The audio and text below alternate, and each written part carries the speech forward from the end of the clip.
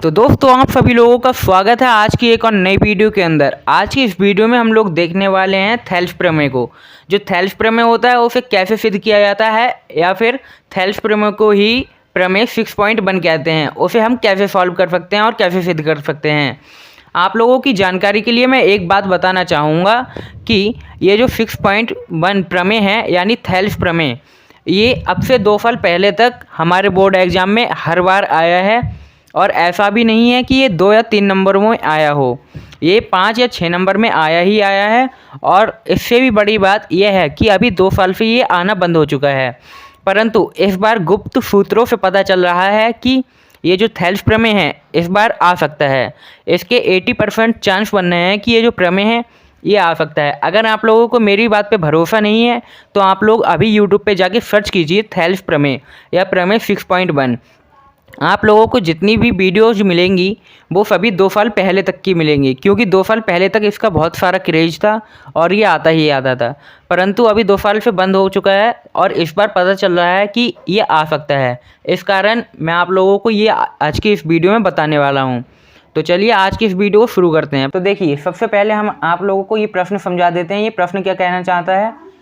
तो ये जो प्रश्न है ये कहना चाहता है कि यदि किसी त्रिभुज की एक भुजा के समांतर अन्य 2 भुजाओं को भिन्न भिन्न बिंदुओं पर प्रतिच्छेद करने वाली एक रेखा खींची जाए तो अन्य 2 भुजाएं एक ही अनुपात में होंगी। मतलब आप लोगों को ये कहना चाहता है, यदि एक त्रिभुज की एक भुजा कोई सी भी एक भुजा, मैं ये वाली लेता हूँ, के समांतर, इसके समांतर एक भुजा लेनी है तो ये वाली एक भुजा समांतर आ गई। और लिखा है 2 भुजाओं के भिन्न भिन्न बिंदुओं पर प्रतिच्छेद करे, यानी इस वाली भुजा और इस वाली भुजा इन 2 भुजाओं के अलग अलग बिंदुओं पर प्रतिच्छेद कर रही है। उसके बाद दिया है कि खींची गई रेखा अन्य 2 भुजाओं को एक ही अनुपात में विभाजित करे। मतलब जो ये भुजा हमने खींची है ये इसको और इसको और इसको और इसको, इन दोनों को अनुपात में कट कर रही है, मतलब विभाजित कर रही है। तो हम सबसे पहले इस त्रिभुज का नाम देंगे। त्रिभुज का नाम दे देते हैं ABC। ये जो त्रिभुज है ये आप लोगों को दे नहीं रखा होगा, ये आप लोगों को अपनी तरफ से बनाना है, ठीक है। तो आप लोग इतना प्रश्न तो समझ ही गए हैं। अब चलिए इस वीडियो को आगे करते हैं। तो आप देखिए, सबसे पहले हमें दिया क्या है, कुछ नहीं दिया था तो हमने त्रिभुज मान लिया। इसमें दिया था त्रिभुज ABC, मतलब किसी भी त्रिभुज, मतलब किसी भी क्या, कोई भी त्रिभुज हो सकता है। तो हम लिख देते हैं माना त्रिभुज ABC। तो लिखेंगे माना त्रिभुज ABC। हमने लिख दिया है माना त्रिभुज ABC।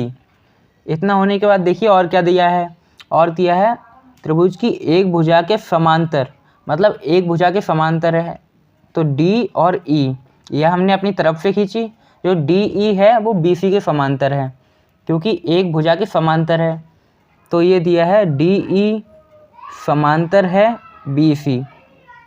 इसके अलावा देखिए क्या कुछ दिया है, इसके अलावा ये दिया है कि अन्य 2 भुजाओं को भिन्न भिन्न बिंदुओं पर कट करती है, मतलब प्रतिच्छेद करती है।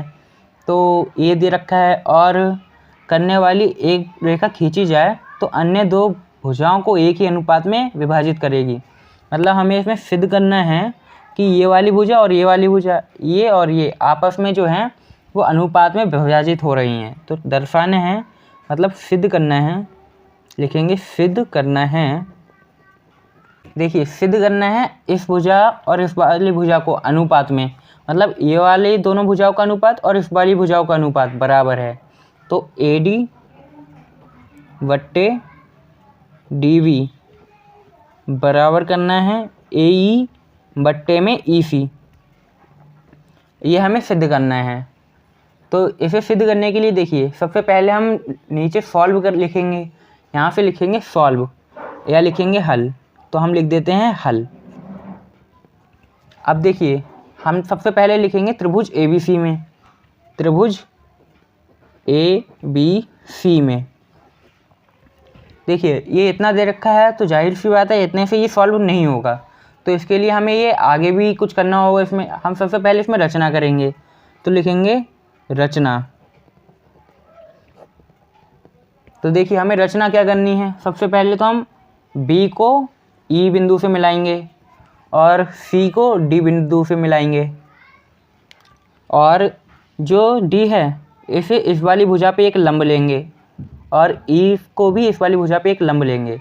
तो हम इन वाली दोनों बिंदुओं को एक एक नाम दे देते हैं। ये हमने एफ ई माना है तो हम इसे एफ और इसे जी नाम दे देते हैं। इतना नाम देने के बाद हमने रचना की है। देखिए, सबसे पहले हमने बी को ई से मिलाया है, लिखेंगे बी को ई से मिलाया, ई से मिलाया। दूसरा हमने सी को डी से मिलाया है तो हम लिख देंगे सी को डी से मिलाया, सी को डी से मिलाया। हमने इसमें तीसरी जो रचना की है वो ये की है, जो ये लंब लिए हैं हमने, लंब हैं ये लंब, ये हमने लंब लिए हैं तो लिखेंगे डी जी लंब है ए ई पर, डी जी लंब है ए ई पर। और दूसरा हमने इसके साथ लिया है ये वाला लंब, ई एफ लंब है ए बी पर, लिखेंगे ई एफ लंब है ए डी पर।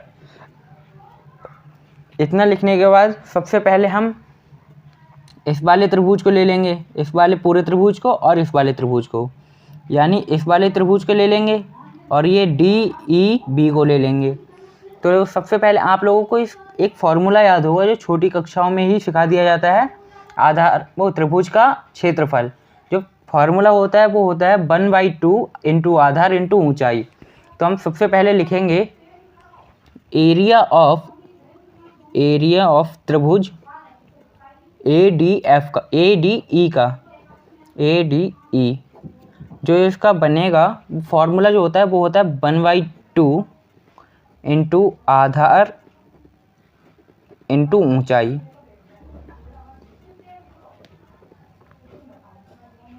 ये फॉर्मूला होता है। और बट्टे में हम लिखेंगे, इसके समानुपातिक में सिद्ध करना है तो हम इसमें समानुपातिक लिखेंगे। इसके नीचे वाले त्रिभुज ले लेंगे ए, ये वाला डी बी ई को, तो हम लिखेंगे एरिया ऑफ त्रिभुज डी बी ई बराबर 1/2 इंटू आधार इंटू ऊंचाई, लिखेंगे आधार इंटू ऊंचाई। देखिए, जो इतना लिखने के बाद सबसे पहले लिखेंगे एरिया त्रिभुज ए डी ई, जो हमने पहले स्टेप में लिखा है वही लिख रहे हैं, और इसके समानुपातिक में हम वही लिख देंगे area of D V E, area of त्रिभुज डी वी ई। देखिए, इतना हमने बढ़ा दिया है, ये 1/2 है इसका फॉर्मूला, तो फॉर्मूले के अकॉर्डिंग 1/2 कर देंगे। त्रिभुज ए डी ई का जो हमने लिया है इस साइड वाले ले रहे हैं, हम ए वाली साइड ले रहे हैं, तो इसके हिसाब से जो आधार होगा, आधार वो होता है जिस पे लंब पड़ता है, यानी ई एफ लंब ए डी पर है तो आधार ए डी हो जाएगा और लंब हो जाएगा ई एफ, यानी ऊंचाई जो होगी वो ई एफ होगी। तो अब हम इसके आगे करेंगे, आधार की जगह लिख देंगे ए डी और इंटू का चिन्ह है, इंटू लगा देंगे, और जो ऊंचाई है वो ई एफ है तो ई एफ। अब देखिए, जो दूसरा वाला त्रिभुज है D V E, D V E में हमें क्या करना है, डी वी ई में देखिए जिस पे लंब पड़ता है वो होता है हमारा आधार, तो इसमें लंब पड़ रहा है इस वाली भुजा पे, यानी डी वी पे लंब पड़ रहा है, और जो लंब पड़ रहा है 90 का वो इधर से पड़ रहा है, यानी ई एफ लंब है ए डी पर, यानी इस वाली पूरी भुजा पर है, तो ई एफ ऊंचाई हो जाएगी हमारी और डी वी ये हो जाएगा हमारा आधार। तो लिखेंगे 1/2 इंटू डी वी इंटू जो हमारी ऊंचाई आई है वो ई एफ है, तो हम ई और एफ लिख देंगे, ई और एफ। इतना होने के बाद हमें आगे से करना है। देखिए, ये जो 1/2 ऊपर और नीचे दोनों तरफ है तो हम इसे आपस में काट देंगे, और ये ऊपर नीचे है तो इसे भी हम आपस में ही काट देंगे। ई और एफ ऊपर है और ये नीचे है तो इसे भी हम काट देंगे। अभी हम लिखने वाले हैं एरिया ऑफ त्रिभुज, यही वाले पूरे टर्म लिख देंगे। ADE समानुपातिक में भेजेंगे इसे, एरिया ऑफ त्रिभुज DVE। अब देखिए जब यहाँ से कट गया तो AD बचा ऊपर और नीचे बचा है हमारा DV, तो हम यहाँ पे DV कर लेंगे। इतना होने के बाद हमारी ये वाली भुजा और ये वाली भुजा यानी AD और DV ये तो समानुपातिक में आ चुकी है। इसी प्रकार से हमें AE और बट्टे में EG भी लाना है, यानी बट्टे में AEC भी लाना है। तो उसके लिए हम लिखेंगे, सबसे पहले हम लिखेंगे त्रिभुज ADE और लेंगे त्रिभुज EDC। ये दोनों लेंगे तो हमारी ये और ये दोनों भुजा हमें मिल जाएंगी। तो हम यहाँ पे लिखेंगे सबसे पहले त्रिभुज ADE में लिख देते हैं, ये दूसरा टर्म हो जाएगा यहाँ से, एरिया ऑफ त्रिभुज ADE और बराबर का चिन्ह लगाएंगे। तो इसमें हमारा जो होगा आधार 1/2 तो हम लिखेंगे, इसके हिसाब से जो आधार होगा वो हमारा AE होगा, क्योंकि लंब AE पर पड़ रहा है, और लंब हो जाएगा DG। तो जो DG है वो लंब AE पर है, तो आधार AE हो जाएगा और लंब हो जाएगा DG। तो हम यही लिख देंगे फॉर्मूले के अकॉर्डिंग। फॉर्मूले के अकॉर्डिंग 1/2 सबसे पहले लिखना है, फिर इंटू का चिन्ह लगाएंगे, फिर आधार लिखना होता है, तो आधार है AE और इंटू का चिन्ह लगाएंगे। अब ऊंचाई लिखनी है तो DG, ये ऊंचाई हो जाएगी। समानुपातिक लाएंगे और फिर यहाँ पे लिखेंगे एरिया ऑफ त्रिभुज DEC का। इतना होने के बाद अगर आप लोग चाहें तो इन्हें आगे पीछे भी लिख सकते हैं, फ़िलहाल तो मैं ऐसे ही रहने देता हूँ। चलो मैं भी आगे पीछे लिख ही देता हूँ, तो DCE, ठीक है। अब इतना होने के बाद बराबर का चिन्ह लगाएंगे, इसके हिसाब से 1/2 यही हो जाएगा इंटू। अब यहाँ पे हमें आधार लिखना होता है, तो आधार इस वाले त्रिभुज में DEC, इस वाले पूरे त्रिभुज में हमारा जो आधार होगा वो EC होगा और जो लंब होगा DG होगा। तो इस हिसाब से हमारा आधार EC लिख देंगे हम और लंब हमारा DG होगा वो लिख देंगे। तो लिख देते हैं, इसका आधार होगा EC और इंटू ऊंचाई होगी जो हमारी वो होगी DG। अब देखिए 1/2 ऊपर नीचे दोनों तरफ है, ये दोनों कट जाएंगे और ये भी दोनों तरफ है, ये दोनों कट जाएंगे। अब देखिए DG जो है और यहाँ भी DG है, ये दोनों ऊपर नीचे हैं, तो ये दोनों को भी हम काट देंगे। इसी के साथ हमें लिखना है दोबारा से एरिया ऑफ ADE, समानुपातिक है AR, एरिया ऑफ त्रिभुज ACE, बराबर का चिन्ह लगाएंगे, AE और बट्टे में EC बचा है। अब देखिए ये वाली भुजा हमारी आ चुकी है, इधर साइड वाली भुजा भी हमारी मिल गई है, यानी AE और समानुपातिक EC हमारा आ चुका है, और इधर भी हमारा AD समानुपातिक DB आ चुका है। तो अब हम क्या करेंगे, समीकरण एक बार 2 से कर देंगे, लेकिन उससे पहले हमें ये वाला पूरा त्रिभुज लिया था दोनों बार, तो हमारी ये वाली और ये वाली भुजा तो बराबर है, लेकिन हमने जब नीचे वाला त्रिभुज लिया था तो हमारी एक ये वाली भुजा आ रही थी एक त्रिभुज में और एक में ये वाली भुजा आ रही थी। लेकिन हमें ये दोनों भुजाओं को बराबर सिद्ध करना पड़ेगा पहले, क्योंकि ऊपर वाले में तो ये वाली है लेकिन नीचे वाली में ये वाली है, ऊपर वाली में ये वाली नहीं है और नीचे वाली में ये वाली नहीं है, यानी हमें इन दोनों को बराबर करना पड़ेगा। तो हम सबसे पहले लिखेंगे एरिया ऑफ त्रिभुज, चलो मैं इधर लाइन खींच के ही लिख देता हूँ।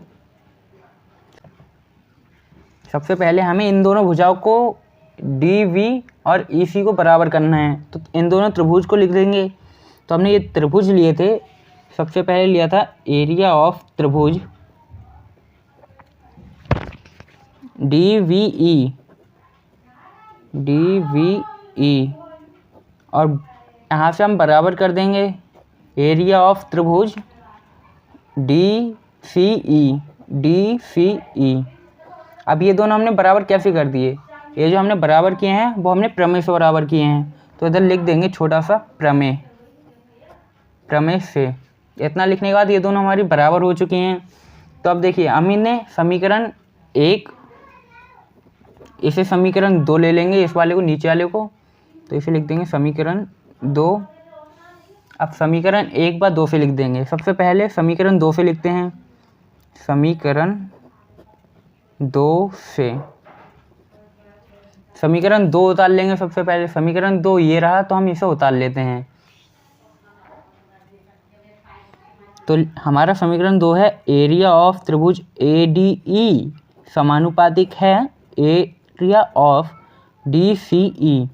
बराबर का चिन्ह लगाएंगे और ऊपर हो जाएगा AE और नीचे हो जाएगा EC। अब देखिए जो DCE है ये त्रिभुज DBE के बराबर है, तो हम इसकी जगह ये लिख देंगे। इतना लिखेंगे सबसे पहले हम, तो लिखेंगे ऊपर वाला वैसे ही रहने देंगे जैसा है। त्रिभुज ADE बराबर AE समानुपातिक है एरिया ऑफ त्रिभुज DBE बराबर EC। ऐसे हम समीकरण 3 ले लेंगे। अब लिखेंगे समीकरण 3 व 1 से, समीकरण 3 व 1 से। समीकरण 3 में हमारी ये वाली पूरी भुजा और समीकरण 1 में हमारी ये वाली पूरी भुजा बराबर है, तो हम यहाँ पे लिखेंगे समीकरण 1 का सबसे पहले AD समानुपातिक DB बराबर का चिन्ह लगाएंगे। समीकरण 3 में AE समानुपातिक है EC, और हमें यही प्रूफ करना था, तो हमारा प्रूफ हो चुका है। तो आज की इस वीडियो हम लोग इतना ही रखते हैं। मिलेंगे आप सभी लोगों से किसी नई वीडियो में।